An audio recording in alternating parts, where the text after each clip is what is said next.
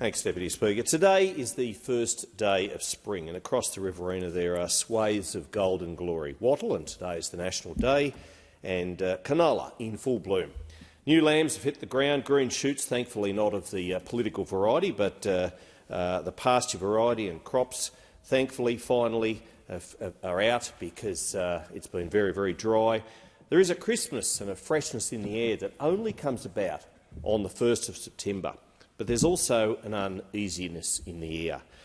Tension you can sense, you can feel, you can see. And I want to talk a bit about the faces of net zero. I want to talk a bit about a fellow I know very well. I'm not going to mention his name, but he told me yesterday our land is the absolute pinnacle of prime agricultural land, and I believe is well and truly amongst the best and most highly productive in Australia. I do not believe we deserve this to be happening in our landscape and having our food security placed in jeopardy. And he's talking about wind turbines. And his area, Old Junee, between Wagga Wagga and Temora, is not a windy area. It's not an area where there's huge ridge lines. But it matters not, because these wind towers, taller than or as tall as Barangaroo, are coming to a country area near you. Yass Valley Mayor Jasmine Jones, she said, we're not a renewable energy zone, and that's really important to remember. They keep approving these in prime agricultural area, prime tourism and agri-wine area. We're internationally acclaimed for our wines, and we're turning it into an industrial junkyard. They're village killers, and we've had a gutful. Emma Webb told the Bush Summit in Wagga Wagga last Wednesday. Now, she's a wool grower between Bynalong and Bowning. It's really tough at the moment. I'm a wool grower, so anyone who's involved in the wool industry knows how tough this is. And when you couple this with poor seasons and rising costs, things are really, really tough. And what it means with it being so tough, it is opening up the door to predatory, renewable energy developers coming into our communities with bags of cash and buying off farmers so they can industrialise prime agricultural land. And that's the rub, because these companies, they send out these spiffs, they send out these shysters, and they are buying one farmer off and not the farmer's neighbour.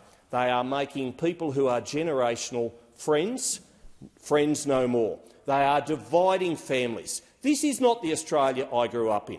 This is not the regional Australia that I know and love. And these companies, quite frankly, can go to hell. They really can. You take Cheryl O'Donnell from Crookwell. We just get this constant noise, she says. She lives in a shadow of one of these wind towers. She says she suffers headaches and dizziness from the continual reverberation. It can be like a jet engine coming over the hill. About her husband, Michael, she said he's broken. He said to me recently, I'm running out of places to hide from them out here. And you take Upper Lachlan Council area. That's got, between Upper Lachlan and Yass Valley, 42% of the state's green energy projects, and not even in a res. And then you've got 60% of the wind turbines in New South Wales in Upper Lachlan. And yet now Essential Energy is looking to put them on, wait for this, diesel generators for backup power, because they don't have the continual power that they need, even though they're providing the green energy power. And the proposal for some of these projects in that council area won't even be connected to the grid, because they're just taking the subsidies and running. Now, the greatest moral challenge for humankind is not the weather, which we cannot change, but the ability to grow food to help feed a hungry world. And I note the number of capital city-based politicians demanding action on behalf of their virtue-signalling, weather hand-wringers and rent-seeking corporations. Never has the city-country divide, sadly, Speaker, been greater.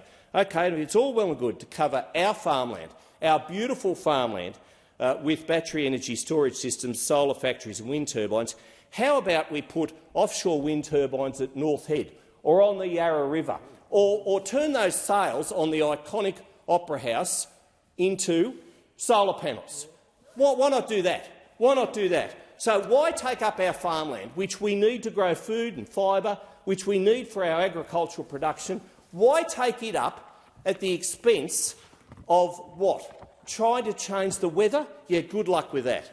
Now, the member for McMahon might have a mandate, but he doesn't have a mandate to ruin regional Australia. He does not. And I have to say, This is just a complete nonsense. It's not going to change the weather, and that's why I support the bill by the member for New England. Authorised by Michael McCormack, the National Party, Wagga Wagga.